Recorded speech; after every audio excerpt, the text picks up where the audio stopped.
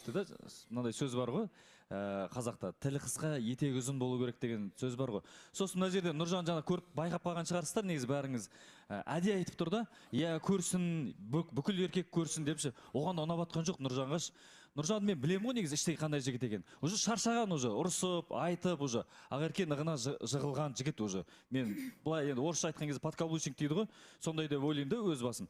Өйткені Ақерке уже сөз өтпейді уже, болды. Ақерке өзіңін қойып тастағанда бұл отношенияда. Балсахан. Өте орынды айтасың, Абылайжан, мен подкаблучникпін, біріншіден. Өйткені енді қыз баласын солай жеңу керек қой, енді киме деп айтсаң, ол қасарысып істейді да. Балсахан. Енді мынандай әңгімелер болғаннан кейін, не енді ойлаймын, екінші рет кимейтін шығар уже. Жандағы ер азаматтың жерге түскенін қаламаса кимейтін шығар екінші рет. Садәулет. Қашаннан бері? Садәулет деп сөз бердіңіз, Балсахан, қайырлы күн, әдемі болып тұрсыз өте. Нұржан бауырым, негізінде былай ғой, әңгіменің ашығы, Абылайды адам ретінде мына жерде көп адам жақтырмауы мүмкін. Бірақ Абылайдың пікірі ол өте орынды деп ойлаймын. Себебі неге?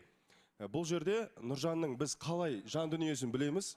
Бұл Нұржан шынымен де өзінің қасында отырған қызды, болмаса бір қарындасын, әпкесін қысқа киінген қаламайды. Дәл сондай менде де принцип бар. Себебі екеуміз бір жақтың адамдарымыз деген сияқты. Бізде менталитет басқаша, тәрбие басқаша деген сияқты.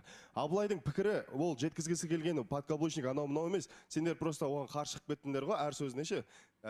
Тисе бересіңдер просто. Бірақ пікірі өте орынды да, Нұржан. Сен өзің түсініп тұрсың ғой негізінде. Өзің ұялып жауап беріп тұрсың. Бірақ та сенің қазір айтатын жөнің, бұл біз телевизиялық жобада болғаннан кейін, жалпы тәрбие құралы болғаннан кейін бұл нәрсе.